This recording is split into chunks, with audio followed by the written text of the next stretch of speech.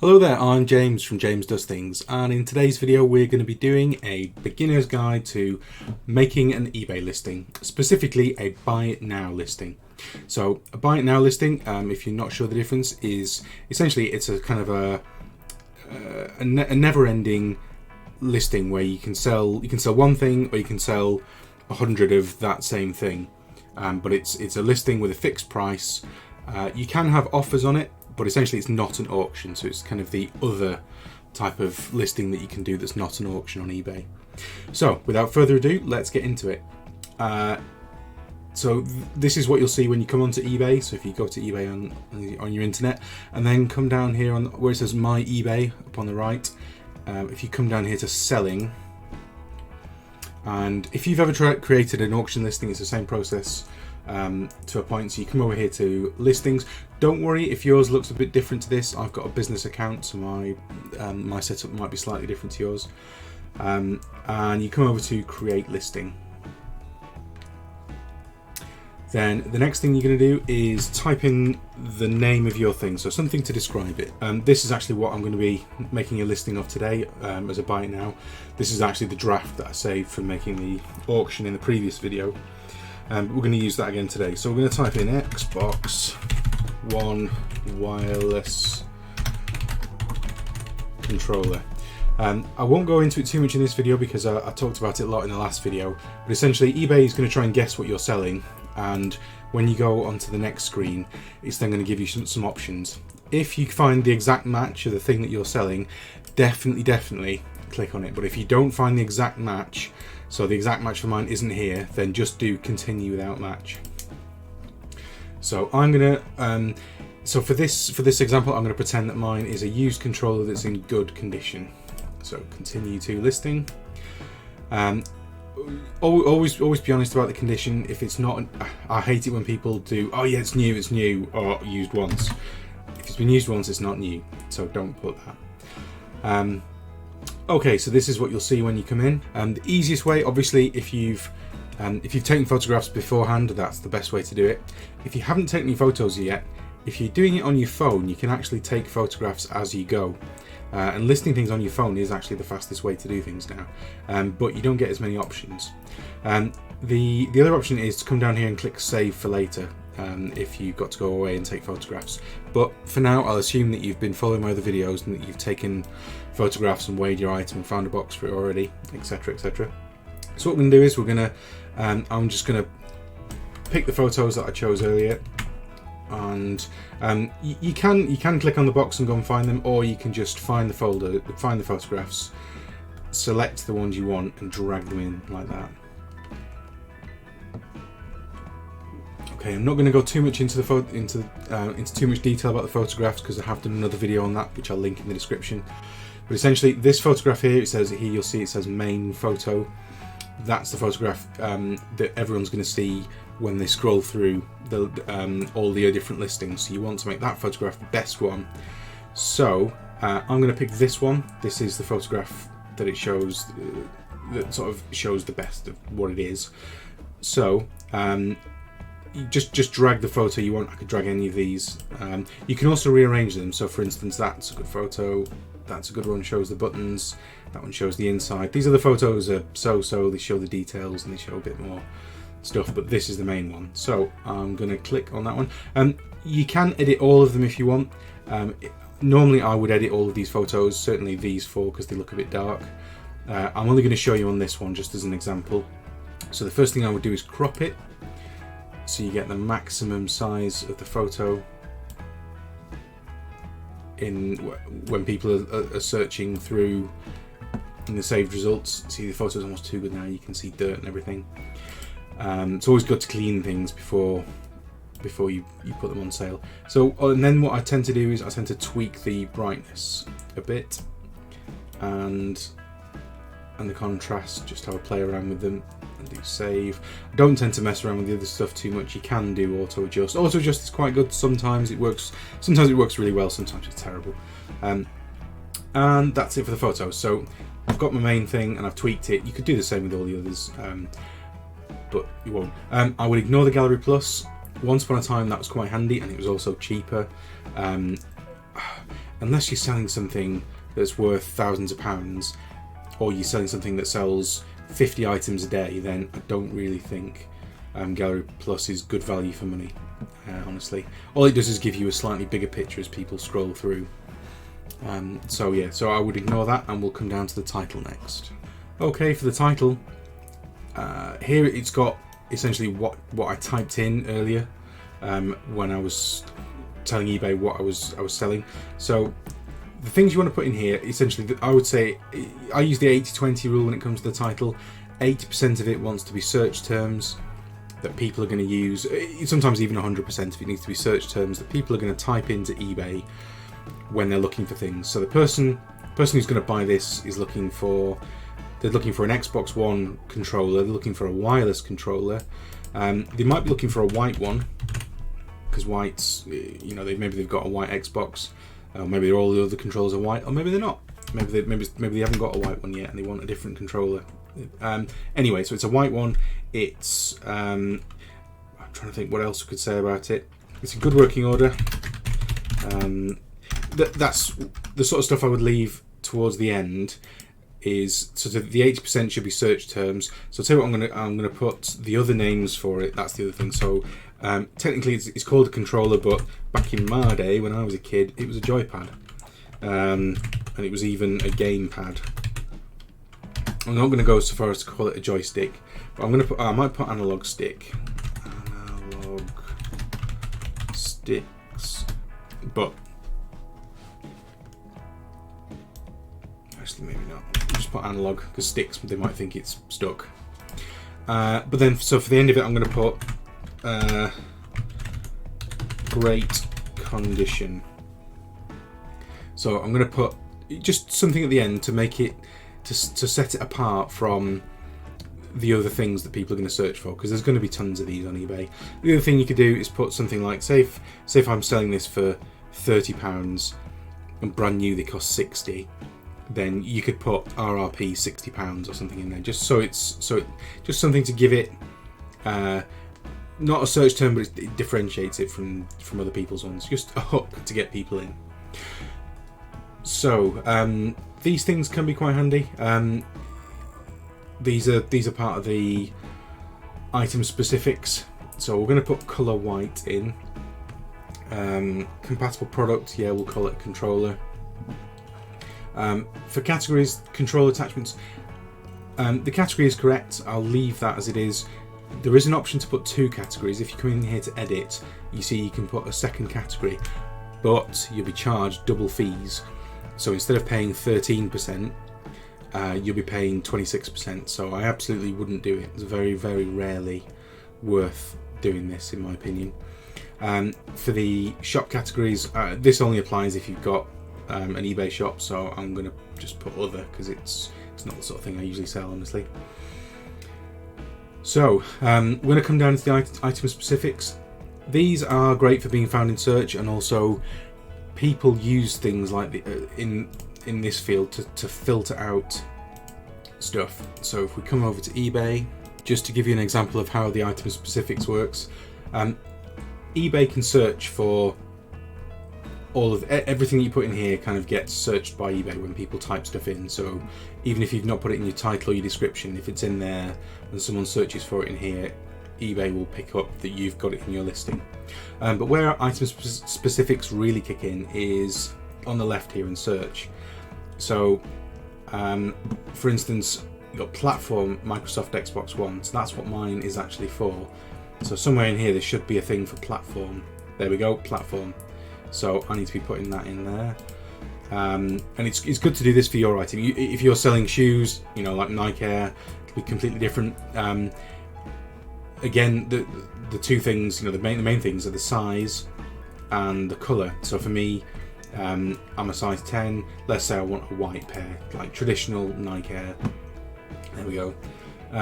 If you don't fill that in, you're not going to show up in here. So if someone comes and says, "Well, I want a wireless one," have I clicked it's wireless? I know I've filled in somewhere else that's wireless, but there we go, it's wireless. So I'm in there. Mine's unbranded, that kind of thing. So you need to, I don't think anyone really searches for unbranded, but it's a good idea to fill in as many of these as possible. Some of them will actually be mandatory, so you might find, in this case there aren't any mandatory ones, but occasionally you will find that some of them you have to fill in. If you ever get one that says the EAN or the MPU, like the manufacturer's unit number, what you can do is just type in N/A for not applicable, because sometimes it will say, oh, you have to fill this thing in. I would leave it blank initially, but if it makes you fill it in, just put N/A and that gets around it. It will often do that for new items, which is quite frustrating. So that's how you get around it. Okay, next is the condition. I did this to death in the previous video, which was for an auction listing, which is very similar to this, but essentially you just need to be honest and put the good stuff at the start. So in our case, it's in good working order. So you want to say if the thing works or not, and then you want to say things like, what kind of cosmetic condition is it? So in this case, this could be in good working order, but it could have been, absolutely battered and scuffed and scratched. With anything used, I usually put minor wear and tear for the cosmetic side of things. It just covers you then. If there's something else that you've missed, or you've not, certainly that's not in the photographs, and then someone picks up on, you're kind of covered. They can still moan, but you can do a deal and they can't say there was nothing mentioned. I very rarely put the stuff's perfect unless I've really checked it to death. So if there's anything really bad, put that at the end, because it's kind of first impressions last. People see the good stuff there. You've got to be honest and you've got to put it in. The last thing you want is to deceive people, because if people will buy stuff and not look at this and not realise that your thing has something wrong with it. So I tend to, if there is something really wrong with it, like in yesterday's thing, I pretended that this was damaged. So you have to put it here and in the description and in the title. People will still buy it, but at least then you're covered and you're not going to get negative feedback, or you're less likely to get negative feedback. So I'll populate this and then we'll move on to the description. For the condition, I've put it's in good working order. It's got some minor cosmetic wear and tear, but it's generally excellent. Slight discoloration on the thumbsticks, but otherwise great. So short and sweet. Just keep it accurate. Not too flowery. Not too sort of loose either. So that's all you need to do. You just need to be honest. Don't pretend it's amazing. If it is, if it's broken or it's got cracks, put them in. If it has got cracks, put them in the photos as well. Make sure people can see stuff if there's things wrong with it.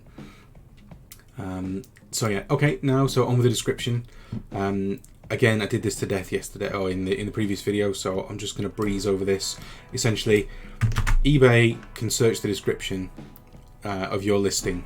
So when people search for things, if they search for a term that's not up here in your description, eBay can still search for stuff in here, and if it matches well enough, it'll put you in. So I always put the title in the listing at the top, just so it knows, yeah, this is definitely about that. And then I usually list out what's going to be in it. So I'll tell you what I'll do. I will populate this and then I will come back in a second. Okay, so we've populated the description now. Like I said, I've put the title at the top, and I've also used the controls up here to bold it, and I've made it slightly bigger. If you don't see these options here, sometimes you only get an option of like the size or something. Somewhere around here, usually there's a button which I've already clicked, which says show more options, and it'll ask you, are you sure you want to see more options? And you click yes, and then you get those. There used to be even more than this. You used to be able to underline stuff, but this is how you bold things up, increase the size, and also include bullets. Sometimes the formatting does go a bit bonkers, and you might find you've got when you actually publish it doesn't look quite like this, and some of it's massive and then some of it's even smaller than this. So just something to be aware of. There isn't a lot you can do until you see it, and you have to go back. But anyway, so just to go through what I've done, got the title in bold again. Underneath, just state exactly what it is. I know it sounds silly, but people will have like 50 tabs open and they'll be clicking all over things, and then they'll be like, oh no, I bought the wrong thing. So just put it underneath. I always put the condition underneath. Good working order. You see this? It's changing. I told you it was bonkers. Anyway, and then I state exactly what it comes with. even if it's in the photos. In my case, I actually forgot to take photos of the box and the cable, but just put a list, especially if you've got something which comes in several parts. Just state exactly what it is. So it's a, you get the wireless controller, you get a box, and you get a cable. And then I always state something at the postage, just tell people what it is. So in this case, you're getting free postage for buy it now items, especially for the things that are going to cost, I'd say £10 and above. I usually put free postage and just put it in as an extra. The only time I don't is when I'm selling my Pokemon cards, because it's in my interest to get more, because they're very cheap. So for very cheap items, because the postage is a much bigger proportion of the cost, it's better to put let's say 99p postage in, and then say that you just pay for postage once, and then that's it. So if you are selling 99p items, then perhaps don't put free postage, but do I'll show you what to do with the postage in a minute, but essentially just state the postage, and then I always state whether returns are accepted. As a business seller, I have to accept returns. If you're a private seller, you won't, but I would state one way or the other. The thing to remember with returns is, if someone really wants to, they can still return it. They can find any little thing and say it's not as described, then they can return it. I've done other videos about that. I'll probably do more again in the future, but yeah, so I usually just put returns accepted even if I don't have to, and then just because it gives people confidence, and the chance of someone actually returning it is pretty slim, except with clothes, because people return those for fun. But yeah, anyway, so now that's the description done, and we're going to move on to the actual buy it now bit, because as you can see, this is set to auction, so I'm going to sort that out now. To turn this into a buy it now listing, as it's technically an auction at the moment, you click on auction and come down to buy it now. So all this means is you have a fixed price. They're also known as fixed price listings. So for instance, we're going to put $29.99, and that's it. That's the price. Unless you're a business seller who's VAT registered, then you can ignore the VAT. And if you're just selling one thing, then obviously you just put the quantity in there. Okay, so now that we've changed the format to buy it now, eBay's suggesting a price that we should. Before, when it was an auction, it would suggest the price that we could start the auction at. Now it's suggesting a median sold price. So it's if you don't know what your item's worth, I have done another video which I'll put a link to in the description about how to value your items. But essentially, you would come up here and search for your Xbox One controller, but then you would scroll all the way down to sold items, and then you would see what other people were selling them for and try and compare them. So that doesn't count because it's not the same, whereas that might be. So you can see there they're generally going for anything from £12 to £30. So let's go back to our listing. Once you turn this into a buy it now, the other thing, which I won't go into too much detail on, but if you scroll up here, you'll now be entitled to put variations in. Variations are really useful, but they're more for business sellers or people who are selling different variations of one item, such as clothes. So say if you've got, I don't know, 30 t-shirts, but you've got 10 small, 10 medium, 10 large, that kind of thing, this is where you would manage that. So it is more for business sellers. I use this a lot, and I've only started, I went off it and then I really got back into it lately. So this is excellent. I'm going to do a separate video on variations, but essentially it's only when you've got buy it now. So we won't go into that too much now, so we'll just come down to here. So we've put our price in. You'll then get some more options. Again, you might see more or less of these, but they're usually here. You can actually come up here to do see pricing options. There's actually a couple of extra things which aren't that useful. So allow offers. So this can be good. It depends what you're selling. This is kind of a double-edged sword, really. So you can sell things faster. So for instance, with this, it's great for things which are harder to pin a value on. So this thing, if I want the money fast, I mean, you could just put a lower price, but you could put it at 29 and then put it in there at 24 or something. The minimum offer is essentially, if someone makes an offer, it will automatically decline their offer if it's lower than 24.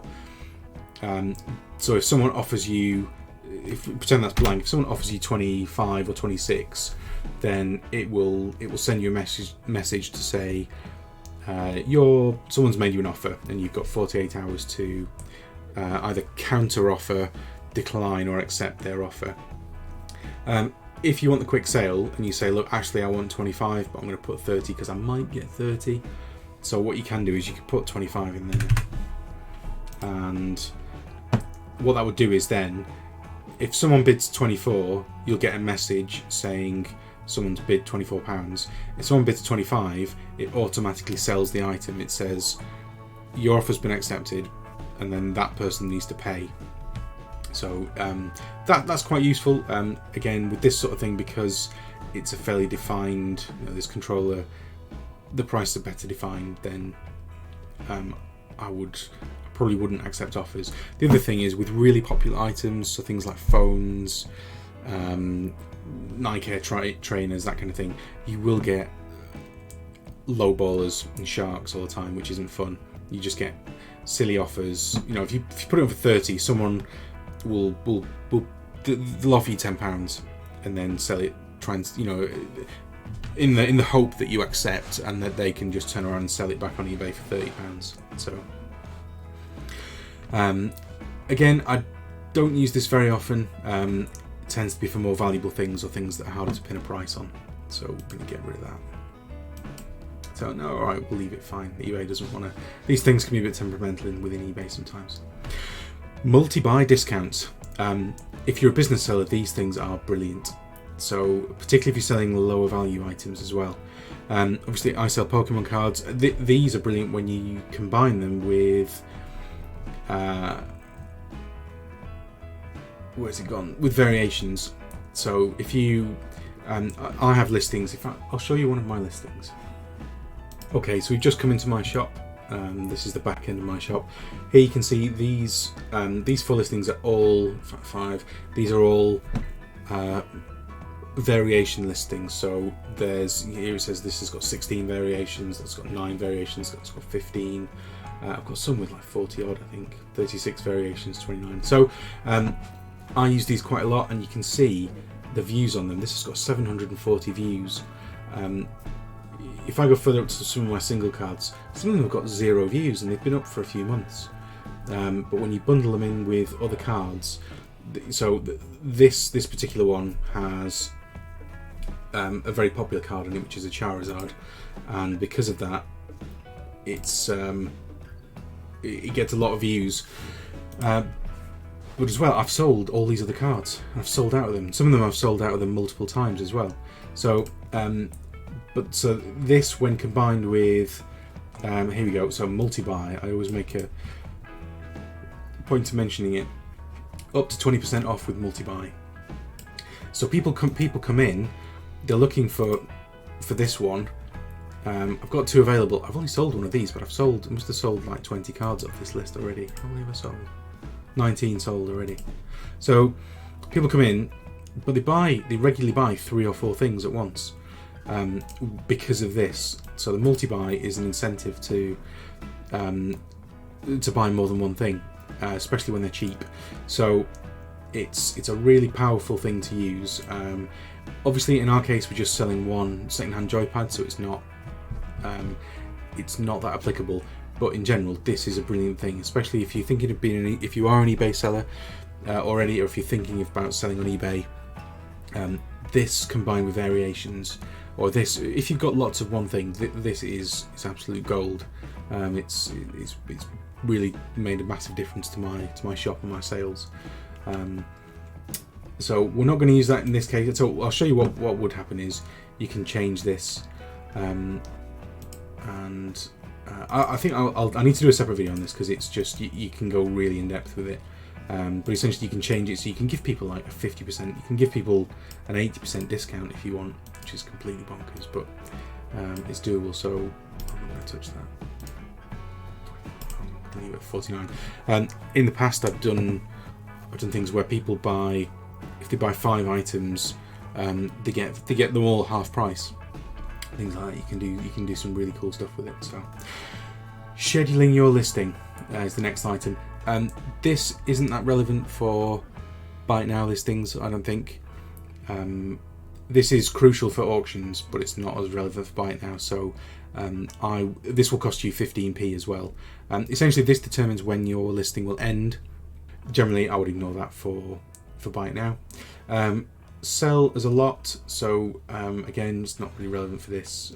You can bundle things up and sell them. So you could sell things in bundles of 10 maybe or something. I don't know. Again, don't use it. Private listing is a strange one. This means it won't show up in feedback when you sell things. This is good for if you're selling items of a sexual nature, shall we say, or a very personal nature. Chemist goods, that sort of thing, then fair enough, definitely put this to avoid embarrassing someone. Last thing, if someone comes and checks your feedback, the last thing they want to say, I can't see the feedback now, but you don't really want your feedback saying like, thank you for buying, things from Susie's sex toys or something like that. So if you are selling things of a personal nature, definitely click that, or anything that could be construed as a bit personal, a bit embarrassing, then definitely do this one. Postage, again, did this quite a lot yesterday, so you won't see this thing unless you're a business seller, unless you've got a shop subscription. Essentially what you should see is something like this. So you have domestic postage and then international postage. So this will vary massively depending on where you live. For me, it's just flat, same postage, and then obviously I would have weighed my item and then picked every eBay delivery. That's my one. I think I've said in the listing that it's going to be free postage. If it's not, then you would click this one. For my Pokemon cards, because I might have like 50 cards in one listing, then like I said earlier, I absolutely don't, but I would put first class postage, and I would put the first one, so if you buy one item it's 90p, but then what I would say is each additional is 0, because the postage is such a big cost relative to the cost of a lot of the cards. Then I actually do need to put, in fact I usually put 99p, and I think the price is going up soon, but then the incentive is once they buy one, they might as well, the postage costs the same if they buy, if they buy 5, so they might as well get stuck in. So this again can be used to sell more things, but that's more for a business seller or someone who's got lots of one item to sell. If you want to do free postage, you just come over here. So for this particular item, we said we'd do free postage, so I'm going to click on economy delivery and free. What you can also do, something I like to do particularly with slightly more expensive items or items that could be gifts, is you do offer additional service, and then you could put something fancy like tracked 24, and you could put £5 for that or something, or whatever you think it would cost. I think for that joypad it would be £5, we could put £6. Normally I would go and look at how much it is, and then put 0 for any extra, and you can do that for, you could do second class, first class, and then special delivery or something like that. There's different things you could do.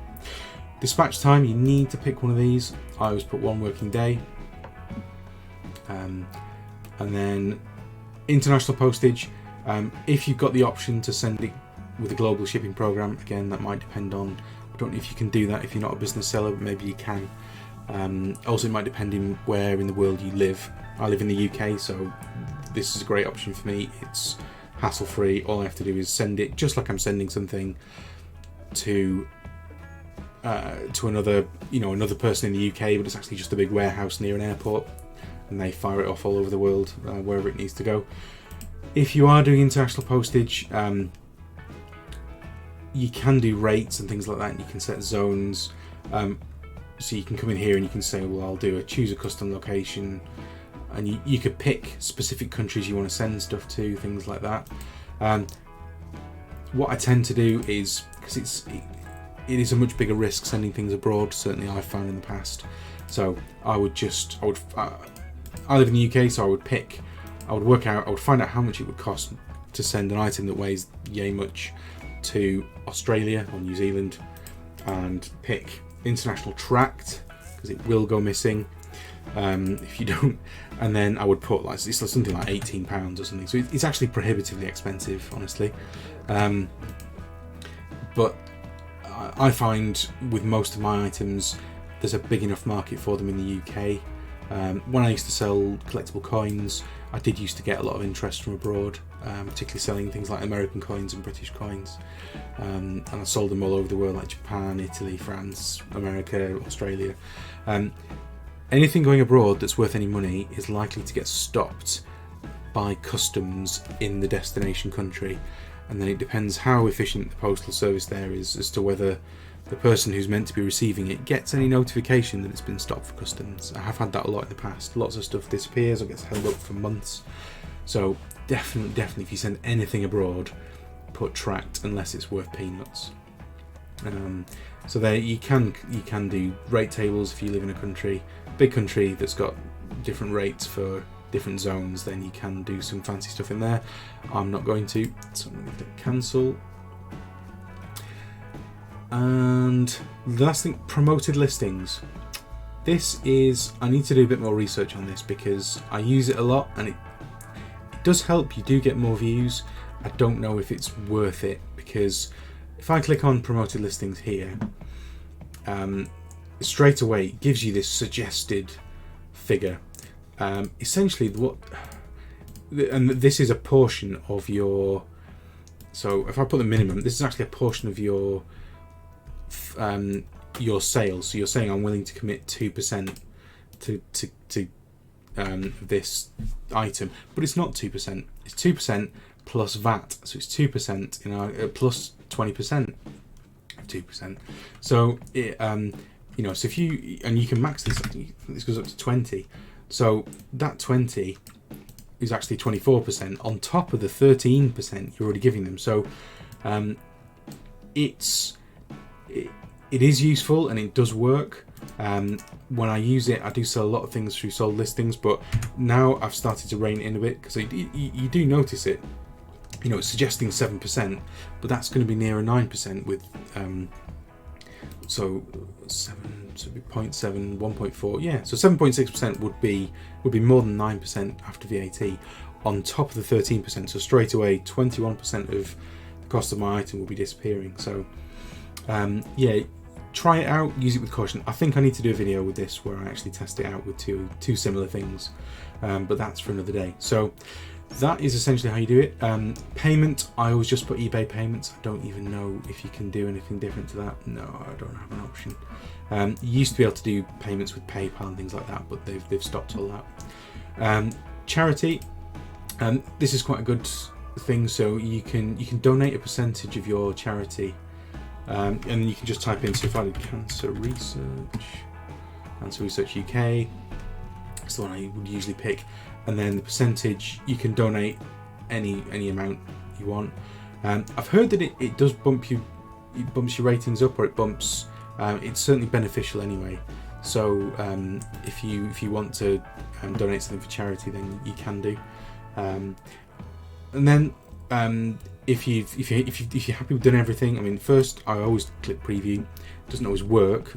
Preview's a bit temperamental with eBay. If you've got something wrong, often it won't show up. This week the main photo isn't showing up. Often a lot of the features won't work.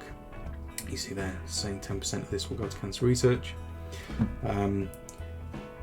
So you see here, this is what I said about the writing goes a bit bonkers when you start changing things. So this should have been this size and bold like that, and it's maybe bold, but anyway.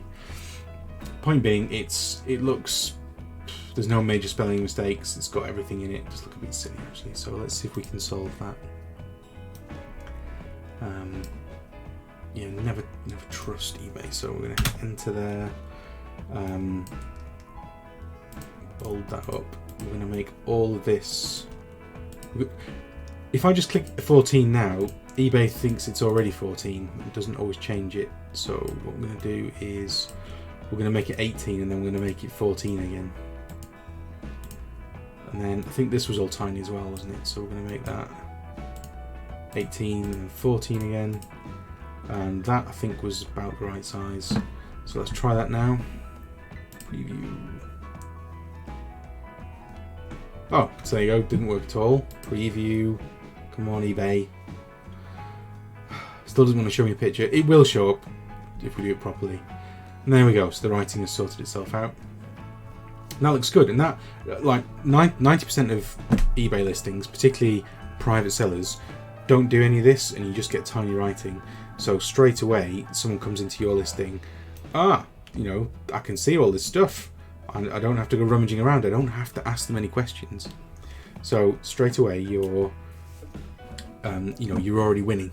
So I hope you found this useful. Do check out the other, if you are an eBay beginner, do check out the other videos in this playlist, and consider subscribing and giving this video a like. And yeah, keep watching, because we're gonna find, well, we're gonna do some more videos soon. I'm going to start getting more advanced and going into more of the kind of, not so much for beginners, but for eBay business sellers, people who want to like make some decent money on eBay. So thanks for watching, and I hope you found it useful. Bye bye.